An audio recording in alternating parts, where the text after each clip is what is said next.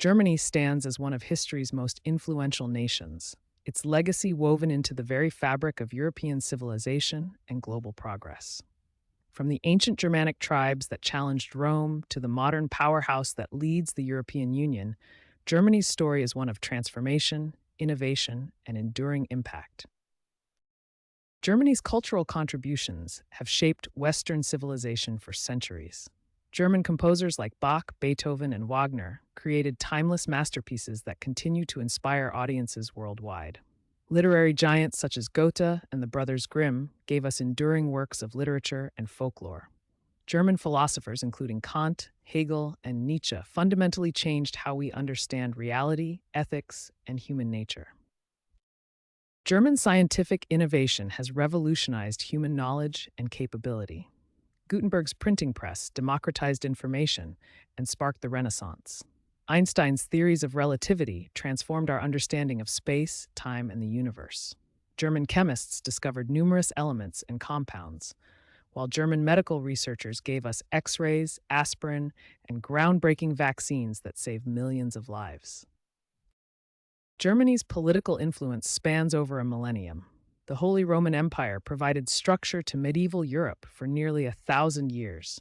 Otto von Bismarck's masterful diplomacy unified the German states into a powerful empire. After the devastation of two world wars, Germany rebuilt itself as a stable democracy and became a founding pillar of the European Union, leading efforts toward European integration and global cooperation. Our journey will trace Germany's remarkable evolution across 2 millennia. We begin with the ancient Germanic tribes who first challenged Roman expansion, follow their transformation into the Holy Roman Empire, witness the religious upheaval of the Protestant Reformation, observe Bismarck's brilliant unification of the German states, and conclude with Germany's emergence as a modern democratic leader in the 21st century. From the ancient Germanic tribal territories that defied Roman conquest, through the stark division of the Cold War Berlin Wall, to the vibrant modern capital that stands today, Germany's physical landscape tells the story of a nation that has repeatedly reinvented itself while maintaining its essential character and influence. This is the story of Germany, a nation whose influence extends far beyond its borders, whose innovations have changed the world, and whose journey from ancient tribes to modern democracy offers profound lessons about resilience, transformation, and the enduring power of human achievement. The Germanic peoples emerged from the mists of Northern European prehistory, their origins tracing back to ancient cultures that would shape the future of Central Europe. Archaeological evidence points to their earliest settlements along the great rivers of what is now Germany. The Jastorf culture, named after a site in Lower Saxony, flourished along the Elbe River from around 500 BCE. This archaeological culture represents some of the earliest evidence of Germanic settlement patterns in Northern Europe. From these river valleys, Germanic tribes began their great migrations across Europe. By the 4th and 5th centuries CE, these movements would reshape the entire continent, bringing Germanic peoples into contact with Romans, Celts, and other ancient civilizations. Among the most significant Germanic groups were the Franks, who would establish a powerful kingdom in what is now France and Western Germany. Their expansion from the Rhine region would eventually lead to the Carolingian Empire under Charlemagne. The Goths, divided into Ostrogoths and Visigoths, undertook some of the most dramatic migrations in European history. The Visigoths traveled from the Black Sea region to establish kingdoms in Spain, while the Ostrogoths settled in Italy after the fall of Rome.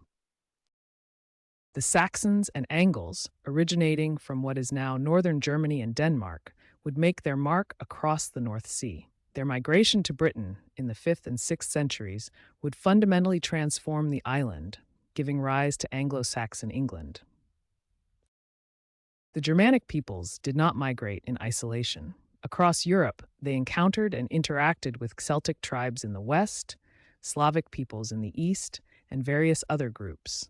These interactions involved trade, conflict, and cultural exchange that would shape medieval Europe. The linguistic and cultural legacy of these early Germanic migrations can still be seen today. From the Rhine to the Elbe, From Britain to the Black Sea, Germanic peoples established the foundations for many of the nations that would emerge in medieval and modern Europe. The encounter between Germanic tribes and the Roman Empire would shape the course of European history for centuries. This collision of cultures began with Julius Caesar's ambitious campaigns and culminated in one of Rome's most devastating defeats. Julius Caesar's campaigns in Gaul from 58 to 50 BC brought Rome into direct contact with Germanic tribes across the Rhine River. Caesar viewed the Rhine as a natural boundary between the civilized Roman world and the barbarian lands beyond. Caesar's encounters with Germanic tribes like the Cimbri and Teutones revealed their fierce warrior culture and military prowess.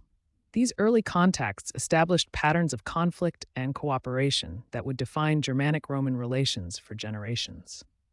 In 9 AD, the Germanic chieftain Arminius orchestrated one of Rome's most catastrophic defeats at the Battle of the Teutoburg Forest.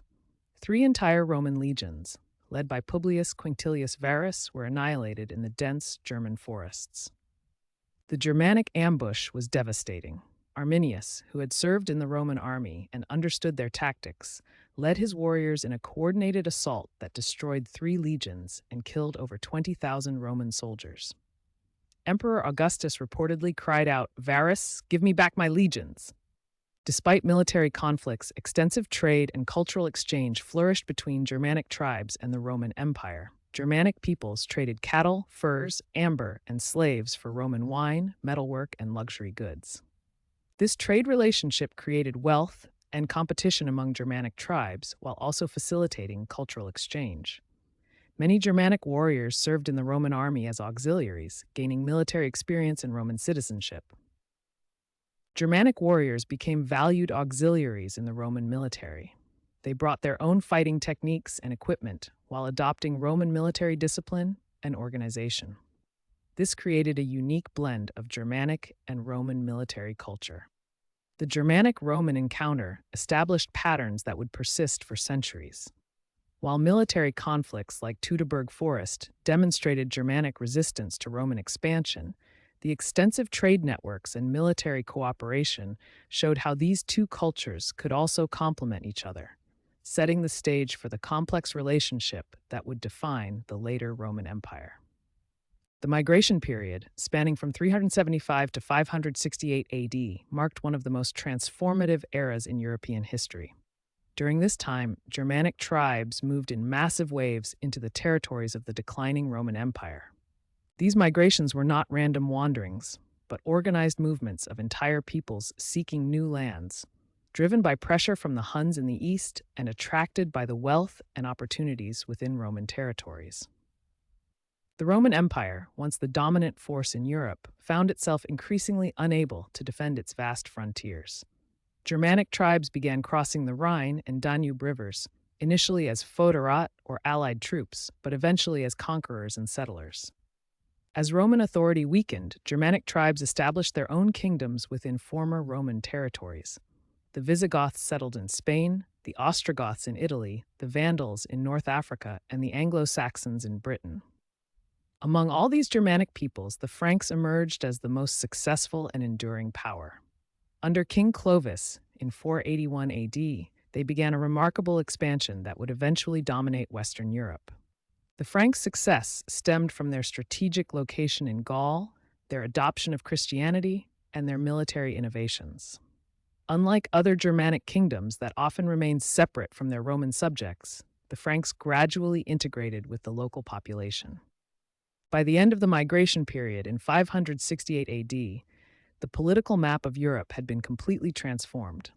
The Western Roman Empire had fallen, replaced by a patchwork of Germanic kingdoms, with the Franks positioned to become the dominant power in medieval Europe. In the year 800 AD, a momentous event would reshape the political landscape of medieval Europe.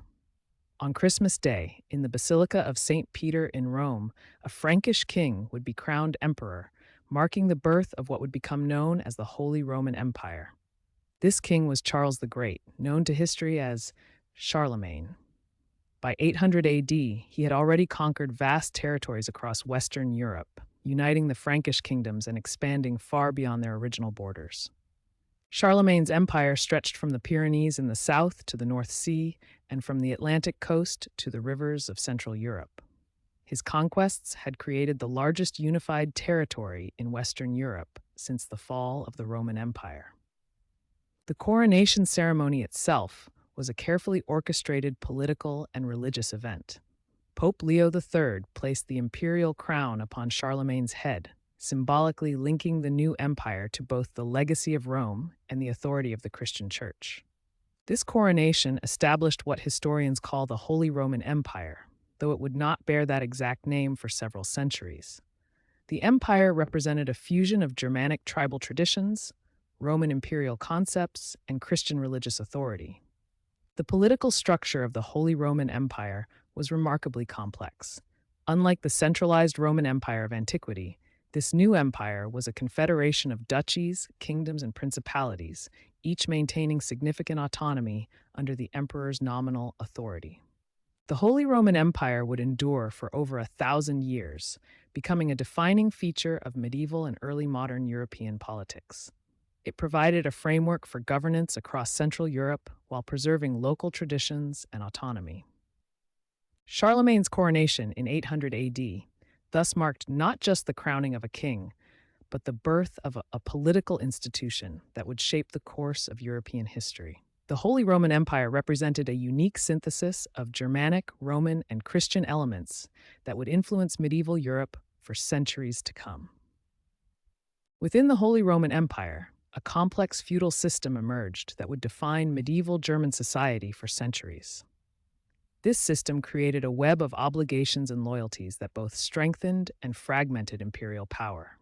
The feudal hierarchy formed a pyramid of power and obligation. At the top sat the Holy Roman Emperor, followed by powerful dukes and princes, then lesser nobles and knights, and finally the peasants who worked the land. This system created powerful regional duchies and principalities throughout the German lands. Each duchy maintained its own laws, customs, and military forces, making the Holy Roman Empire a patchwork of semi-independent territories. This fragmentation led to constant tensions between the Holy Roman Emperor and regional powers. Even more challenging were the conflicts between imperial authority and the Catholic Church, which claimed spiritual supremacy over all Christians, including emperors. The most famous of these conflicts was the investiture controversy, which erupted in the 11th century. This struggle centered on who had the right to appoint bishops and other church officials, the emperor or the pope. The controversy reached its climax when Emperor Henry IV clashed with Pope Gregory VII. In a dramatic turn of events, the pope excommunicated the emperor, forcing Henry to seek forgiveness in a humiliating 3-day wait at Canossa. This dramatic event at Canossa demonstrated the complex balance of power in medieval Germany. Neither emperor nor pope could claim absolute authority, and regional nobles often played both sides to increase their own power and independence. The feudal system and these power struggles would continue to shape German politics for centuries, creating a tradition of regional autonomy and complex political relationships that would influence German development well into the modern era. In medieval Europe, a revolutionary economic alliance emerged that would dominate Northern European trade for over 3 centuries. The Hanseatic League represented one of history's most successful commercial confederations. The Hanseatic League began as an alliance of merchant guilds and market towns in northern Germany around the year 1200. These cities banded together for mutual protection and to facilitate trade across the dangerous waters of the Baltic and North Seas. By 1400, the Hanseatic League had reached its maximum territorial extent, controlling trade routes from London to Novgorod. This map shows the impressive geographic reach of the alliance at its peak. The League's power stemmed from its control of vital trade goods. Baltic amber, Scandinavian furs, Russian grain, and North Sea fish flowed through Hanseatic ports, generating enormous wealth for member cities. Hanseatic ports bustled with activity as merchants loaded and unloaded cargo from across northern Europe.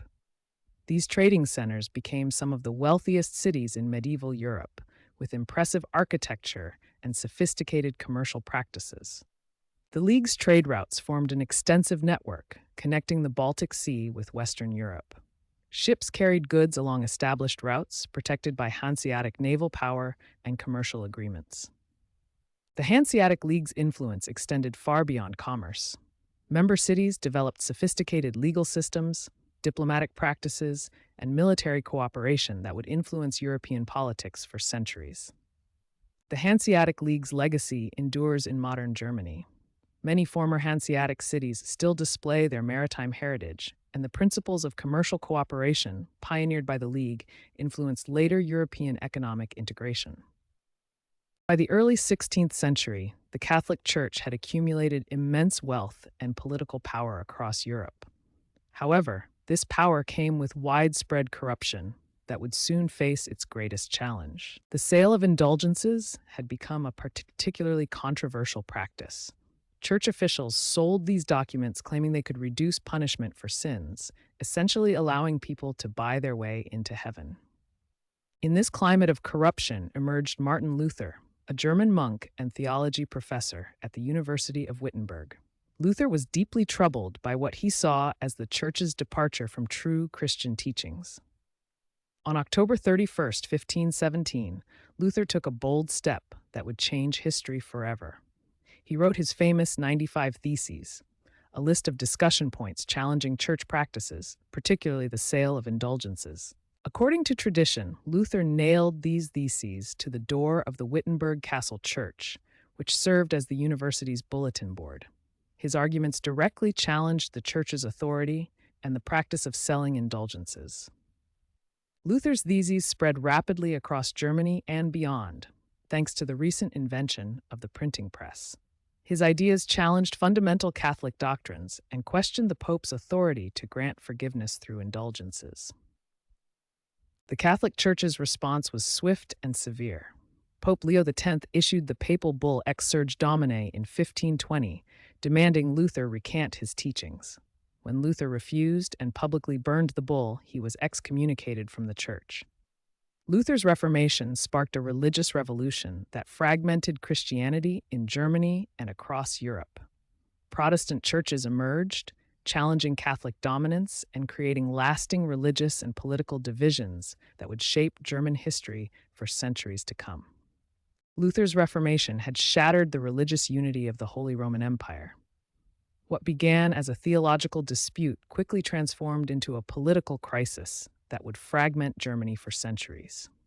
By the mid-16th century, the religious landscape of Germany had become a complex patchwork. Each prince and city-state chose their own religious path, creating a fragmented empire where Catholic and Protestant territories existed side by side. The Peace of Augsburg in 1555 attempted to resolve these tensions by establishing the principle of cuius regio, ius religio, whose realm, his religion. This meant that each ruler could determine the religion of their territory. However, this solution only provided temporary peace. By 1610, the religious divisions had become even more entrenched, creating a complex mosaic of competing faiths across the German territories. These religious divisions became the foundation for political conflicts. Catholic and Protestant princes formed competing alliances, turning theological differences into matters of state security and territorial control. The fragmentation of Germany along religious lines set the stage for decades of conflict. What had begun as Martin Luther's call for church reform had evolved into a fundamental restructuring of political power in Central Europe, with consequences that would shape German history for generations to come. The 30 Years' War, spanning from 1618 to 1648, stands as one of the most catastrophic conflicts in European history. This devastating war would transform the political landscape of Europe and leave Germany scarred for generations. The war's origins lay in the deep religious divisions following the Protestant Reformation. The Catholic Habsburg dynasty sought to reassert Catholic dominance, while Protestant states fought to preserve their religious freedom and political independence. The conflict began in 1618 with the defenestration of Prague, when Protestant Bohemian nobles threw Catholic officials from a castle window. This act of rebellion sparked a war that would engulf all of Europe in unprecedented destruction. The war evolved through distinct phases, each bringing new powers into the conflict. Denmark, Sweden, and France successively entered the war, transforming a religious conflict into a broader European struggle for political dominance. The siege and sack of Magdeburg in 1631 exemplified the war's brutality. Imperial forces destroyed the city, killing over 20,000 civilians. This massacre became a symbol of the war's unprecedented savagery and destruction. The war's impact on Germany was catastrophic beyond measure. Entire regions experienced population declines of 50% or more. Famine, disease, and violence devastated the countryside, while economic activity collapsed across vast areas. By 1648, exhaustion and devastation forced the warring powers to seek peace. The Treaty of Westphalia would finally end this cataclysmic conflict, but Germany would bear the scars of these 30 years of warfare for generations to come. After 30 devastating years of religious and political warfare, Europe stood on the brink of a new era. The Peace of Westphalia in 1648 would fundamentally reshape the continent's political landscape. The treaties signed in the Westphalian cities of Münster and Osnabrück brought an end to the catastrophic 30 Years' War. These agreements established new principles that would govern European politics for centuries to come. Perhaps most significantly, the Peace of Westphalia reaffirmed and expanded the principle of cuius regio, eius religio, whose realm, his religion. This meant that each German prince could determine the official religion of his territory. The Peace of Westphalia granted unprecedented autonomy to the German states within the Holy Roman Empire. This effectively fragmented imperial authority and created a patchwork of semi-independent territories. The new European order, established by Westphalia, extended far beyond Germany. The treaties redrew the map of Europe, recognizing new territorial arrangements and establishing the modern concept of state sovereignty. The Peace of Westphalia established principles that would endure for centuries: the sovereignty of states, non-interference in domestic affairs, and the balance of power. For Germany, it marked the beginning of a long period of political fragmentation that would last until unification in 1871. In the 18th century, a new power emerged in Central Europe that would reshape the balance of European politics. Prussia, under the brilliant leadership of Frederick the Great, transformed from a modest kingdom into a formidable military force.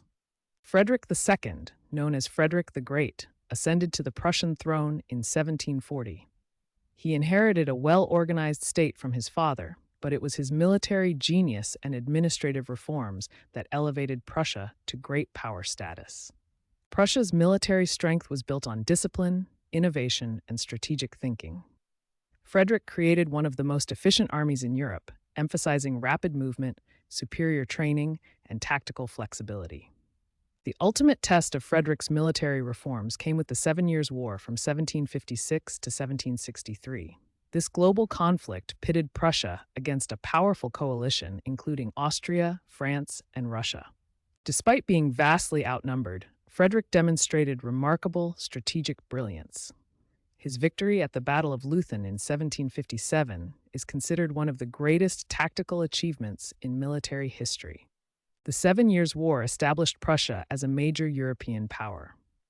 Frederick's survival against overwhelming odds earned him international respect and secured Prussia's position among the great powers of Europe.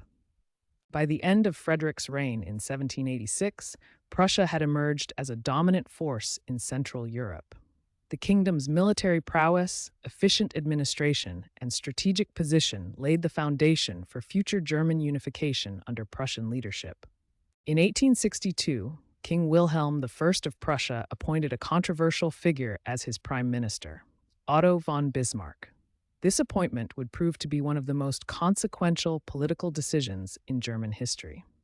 Bismarck was a Prussian junker, a member of the landed aristocracy, known for his conservative views and fierce loyalty to the monarchy. However, he possessed a brilliant political mind and an unwavering determination to strengthen Prussia's position in Europe. Bismarck's political philosophy was rooted in realpolitik, the practice of politics based on practical considerations rather than ideological principles. He famously declared that great questions would be decided not by speeches and majority decisions, but by blood and iron. Bismarck's strategy for German unification was masterfully calculated. He understood that Prussia could not simply declare itself the leader of a unified Germany. Instead, he would use a series of carefully orchestrated conflicts to gradually bring the German states under Prussian leadership. Bismarck's diplomatic genius lay in his ability to manipulate the European balance of power. He carefully isolated potential enemies while securing allies, ensuring that Prussia would never face a coalition of hostile powers. His political maneuvering was so skillful that he earned both admiration and fear across Europe. In the Prussian parliament, Bismarck faced significant opposition from liberals who demanded constitutional government and reduced military spending. However, he skillfully outmaneuvered his opponents, arguing that Prussia's survival depended on military strength and decisive leadership. By 1864, Bismarck had positioned Prussia perfectly for his grand design. He had strengthened the military, secured key alliances, and identified the sequence of conflicts that would lead to German unification. The stage was set for the wars that would forge a new German nation under Prussian leadership. Between 1864 and 1871, Otto von Bismarck orchestrated three decisive wars that would transform the fragmented German states into a unified empire. These conflicts, known as the Wars of Unification, represent one of the most calculated and successful examples of realpolitik in European history. The First War began in 1864 over the duchies of Schleswig and Holstein. When the Danish king attempted to incorporate Schleswig into Denmark, Prussia and Austria formed an unlikely alliance to challenge Danish control of these German-speaking territories. The war was swift and decisive. Prussian and Austrian forces overwhelmed the Danish army, forcing Denmark to cede both duchies. However, this victory created new tensions between Prussia and Austria over how to administer the conquered territories. 2 years later, the simmering tensions between Prussia and Austria erupted into the Austro-Prussian War of 1866. Bismarck had carefully isolated Austria diplomatically, ensuring that France remained neutral and Italy joined Prussia as an ally. The decisive Battle of Königgrätz demonstrated Prussian military superiority. Advanced Prussian weaponry, including the needle gun and superior railway logistics, gave Prussia a crushing victory over Austrian forces in just 7 weeks. The war's outcome reshaped Central Europe. Austria was excluded from German affairs, and Prussia formed the North German Confederation, uniting all German states north of the Main River under Prussian leadership. The final war began in 1870, when Bismarck manipulated a diplomatic crisis over the Spanish succession. The famous Ems dispatch, edited by Bismarck to appear more provocative, goaded France into declaring war on Prussia. The southern German states, despite their previous independence, rallied to Prussia's side against the common French threat. This war truly became a German national cause, uniting all German-speaking peoples against France. The war culminated in the devastating French defeat at Sedan and the Siege of Paris. Emperor Napoleon III was captured, and the French Second Empire collapsed. German forces surrounded Paris, forcing French surrender. The victory over France provided the final catalyst for German unification. In January 1871, in the Hall of Mirrors at Versailles, the German Empire was proclaimed with King Wilhelm of Prussia as Kaiser Wilhelm I. Through 3 carefully planned wars, Bismarck had achieved what centuries of diplomacy could not. The German Empire now stretched from the Rhine to the Russian border, uniting over 25 million Germans under a single crown and establishing Germany as the dominant power in Central Europe. January 18th, 1871. The Hall of Mirrors in the Palace of Versailles witnesses one of the most significant moments in German history. After decades of conflict and diplomatic maneuvering, the German states are about to be united under a single crown. The choice of Versailles is deeply symbolic. This former seat of French royal power now hosts the birth of a new German empire, marking Prussia's triumph over France in the recent war and the shift in European power dynamics. At the center of this historic ceremony stands Wilhelm I of Prussia, soon to become the first Kaiser of the German Empire. Beside him, Otto von Bismarck, the Iron Chancellor, whose political genius orchestrated this moment through 3 decisive wars. The ceremony itself is a carefully orchestrated display of German unity and Prussian leadership. Representatives from all German states are present, their raised swords and banners symbolizing their allegiance to the new empire under Prussian hegemony. As the proclamation is read, Wilhelm I is declared Kaiser of the German Empire. This moment marks the culmination of centuries of German fragmentation. For the first time since the medieval Holy Roman Empire, German-speaking peoples are united under a single, powerful state. The German Empire emerges as Europe's newest great power, encompassing 25 states under Prussian leadership. This unified Germany will reshape European politics, economics, and military balance for decades to come, setting the stage for the dramatic events of the 20th century. By 1914, Europe had become a powder keg of competing imperial ambitions and military alliances. Germany, under Kaiser Wilhelm II, found itself at the center of a complex web of tensions that would soon explode into the Great War. The alliance system had divided Europe into two opposing camps. Germany anchored the Central Powers alongside Austria-Hungary, while France and Russia formed the backbone of the Entente, later joined by Britain. This delicate balance would shatter with a single gunshot in Sarajevo. When Archduke Franz Ferdinand was assassinated in June 1914, Germany gave Austria-Hungary its unconditional support through the infamous blank check. This decision would drag the German Empire into a war that would reshape the continent forever. Germany's Schlieffen Plan called for a rapid victory in the West before turning to face Russia. However, the plan failed catastrophically, leading to the nightmare of trench warfare that would define the Western Front for 4 brutal years. As the war dragged on, Germany faced increasing pressure on multiple fronts. The British naval blockade strangled German supply lines, while American entry in 1917 tipped the balance decisively against the Central Powers. By November 1918, Germany was forced to sign an armistice, effectively ending the war. The Kaiser abdicated, and Germany faced the harsh reality of defeat. The victorious Allies would soon impose terms that would reshape Germany's borders and burden its people for decades.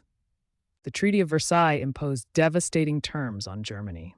The nation lost 13% of its territory, including Alsace-Lorraine to France and the Polish corridor. Germany was forbidden from uniting with Austria, its military was severely restricted, and it was forced to accept full responsibility for the war. The Great War had transformed Germany from a confident imperial power into a defeated, truncated nation, burdened with enormous reparations. The seeds of future conflict were sown in the harsh Peace of Versailles, setting the stage for the tumultuous decades that would follow. After Germany's defeat in World War I, the German Empire collapsed, giving birth to the Weimar Republic in 1919. Named after the city where its constitution was drafted, this new democratic government faced unprecedented challenges from its very inception. The Treaty of Versailles imposed crushing reparations on Germany, demanding $55 billion in payments. This enormous financial burden became a millstone around the neck of the new republic, as depicted in contemporary political cartoons. The territorial losses were equally devastating. Germany lost substantial territory to neighboring countries, including Alsace-Lorraine to France, parts of Prussia to Poland, and other regions through plebiscites. The map of Europe was redrawn at Germany's expense. By 1923, Germany faced the most severe hyperinflation crisis in modern history. The government printed money to pay reparations and war debts, causing the currency to become virtually worthless. Citizens needed wheelbarrows full of banknotes to buy basic necessities. The economic crisis led to massive unemployment and social hardship. Long lines of desperate citizens waited for work, food, and assistance. The middle class saw their savings evaporate overnight, creating widespread resentment against the democratic government. Political instability plagued the Weimar Republic throughout its existence. The government changed hands frequently, with over 20 different cabinets between 1919 and 1933. Coalition governments struggled to maintain power as extremist parties gained support on both the left and right. As the republic weakened, extremist movements began to emerge. Street violence became common as paramilitary groups from both communist and fascist organizations clashed in German cities. The democratic center could not hold against these radical forces. The Weimar Republic's 14-year struggle with economic crisis, political instability, and social unrest created the perfect conditions for radical solutions. By 1933, the democratic experiment had failed, paving the way for the rise of Adolf Hitler and the Nazi Party. The collapse of the Weimar Republic created the perfect conditions for Adolf Hitler and the Nazi Party to seize power in Germany. What followed was one of the darkest chapters in human history. Adolf Hitler, a failed artist turned politician, exploited Germany's economic desperation and national humiliation following World War I. The Nazi Party promised to restore German greatness and provided simple scapegoats for complex problems. Nazi propaganda was sophisticated and pervasive, using rallies, posters, and media to spread their ideology. They promoted extreme nationalism while targeting minorities, particularly Jewish people, as enemies of the German state. The Nazis systematically dismantled democracy, establishing a totalitarian state. They eliminated political opposition, controlled the media, and began persecuting minorities. Book burnings symbolized their assault on intellectual freedom. Hitler's aggressive foreign policy aimed to create a vast German empire. After rearming Germany and annexing Austria and Czechoslovakia, Nazi forces invaded Poland on September 1, 1939, triggering World War II. The Holocaust represents humanity's darkest hour. The Nazi regime systematically murdered 6 million Jewish people and millions of others, including Roma, disabled individuals, and political prisoners. This genocide was carried out through a network of concentration and extermination camps. World War II became a global conflict involving over 30 nations. Nazi Germany's initial successes gave way to defeats on multiple fronts. By 1945, the Third Reich lay in ruins, Hitler was dead, and Germany was occupied by Allied forces. The defeat of Nazi Germany in May 1945 marked the end of World War II, but it also began a new chapter of division that would define Germany for the next 45 years. The victorious Allied powers, the United States, Britain, France, and the Soviet Union, divided the defeated German territory into 4 occupation zones, each controlled by one of the Allied nations. By 1949, the ideological differences between the Western Allies and the Soviet Union had crystallized into 2 separate German states. The Federal Republic of Germany, or West Germany, was established in the Western zones under democratic governance. Simultaneously, the German Democratic Republic, or East Germany, was formed in the Soviet occupation zone. Despite its name suggesting democracy, it was a communist state under strict Soviet control. The division created 2 fundamentally different political and economic systems. West Germany embraced capitalism and parliamentary democracy, while East Germany implemented a centrally planned communist economy under single-party rule. Berlin presented a unique and complex situation. Although the city lay deep within East German territory, it too was divided among the 4 Allied powers, creating a Western enclave surrounded by communist territory. West Berlin, controlled by the United States, Britain, and France, became a symbol of Western freedom and democracy. East Berlin, under Soviet control, served as the capital of East Germany and represented communist ideology. The construction of the Berlin Wall in 1961 physically manifested this ideological divide. The wall became the most visible symbol of the Cold War, separating families and friends for nearly 3 decades. Border crossings like Checkpoint Charlie became tense focal points where East met West. These checkpoints were heavily guarded and symbolized the restrictions on movement between the 2 worlds.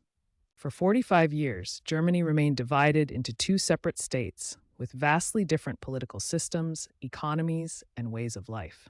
This division would profoundly shape not only German history, but the entire course of the Cold War in Europe.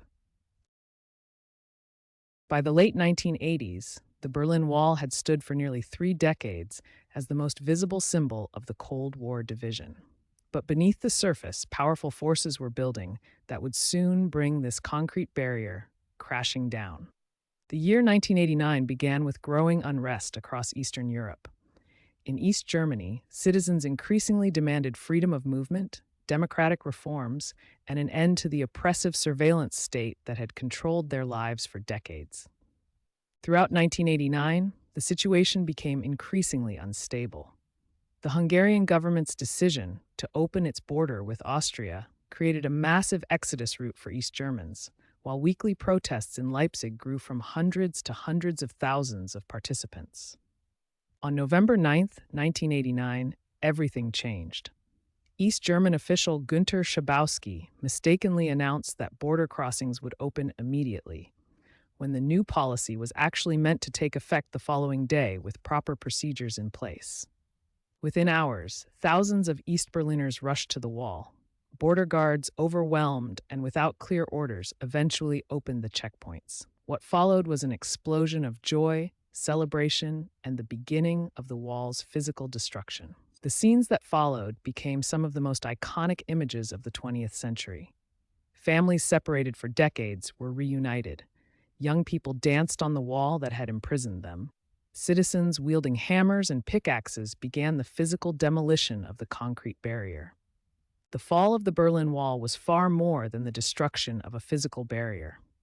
It symbolized the end of the Cold War, the collapse of communist control in Eastern Europe, and the beginning of German reunification. This single night changed the course of world history. The fall of the Berlin Wall marked the end of an era and the beginning of a new chapter in German and European history. What had once seemed permanent and insurmountable crumbled in a single night, proving that even the most entrenched divisions can be overcome by the power of human determination and the desire for freedom. Following the fall of the Berlin Wall in November 1989, Germany embarked on an unprecedented journey toward reunification. This process would transform not only Germany, but reshape the entire European political landscape. The reunification process followed Article 23 of the West German Constitution, allowing East Germany to join the existing Federal Republic. Chancellor Helmut Kohl championed this approach, working closely with East German leaders to accelerate the integration process. The economic integration posed enormous challenges. The currency union on July 1, 1990, established a one-to-one exchange rate between East and West German marks. However, East German industry struggled to compete, leading to widespread unemployment and the need for massive infrastructure investment. The contrast between East and West was stark. East German Trabant cars, made of plastic and outdated technology, symbolized the economic gap that reunification needed to bridge. Social integration proved equally challenging. East Germans, known as Ossis, had lived under socialism for 40 years, developing different cultural values and expectations. West Germans, or Wessis, had embraced market capitalism and individualism. These differences created tensions that persisted long after political reunification. On October 3, 1990, Germany was officially reunified. Massive celebrations erupted across the country, with thousands gathering at the Brandenburg Gate in Berlin. The symbol of division had become a symbol of unity, as Germans from both sides celebrated their shared future. German reunification stands as one of history's most successful peaceful transitions. While challenges of economic disparity and cultural integration continue today, the reunification created a stable, democratic Germany that became a cornerstone of European unity and a model for peaceful political transformation. The reunification process, spanning from the fall of the wall in 1989 to official unity in 1990, transformed Germany from a divided nation into a unified democratic state, setting the stage for its emergence as a leading European power. Following reunification, Germany emerged as the European Union's undisputed economic and political powerhouse. With the largest population and economy in the EU, Germany has shaped European integration and policy for over 3 decades. Germany contributes more to the European Union budget than any other member state. In 2020, Germany's net contribution exceeded 25 billion euros, demonstrating its commitment to European integration and solidarity with smaller member nations. Under Chancellor Angela Merkel's leadership from 2005 to 2021, Germany became the de facto leader of the European Union. Merkel's pragmatic approach and diplomatic skills helped navigate multiple crises, from the 2008 financial crisis to the European debt crisis and Brexit negotiations. Germany's influence extends beyond economics to diplomatic leadership. The Franco-German partnership, symbolized by close cooperation between leaders like Merkel and French President Macron, has been the driving force behind major EU initiatives and reforms.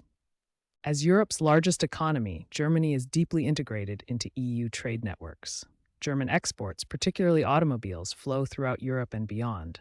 This economic integration makes Germany both a beneficiary and guardian of EU stability and prosperity. Germany's role in the European Central Bank and Eurozone governance has been crucial for maintaining monetary stability.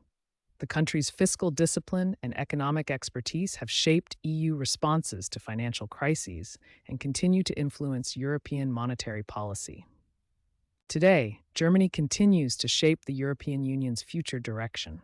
From climate policy to digital transformation, from migration management to geopolitical challenges, Germany's leadership remains essential for European unity and global competitiveness in the 21st century.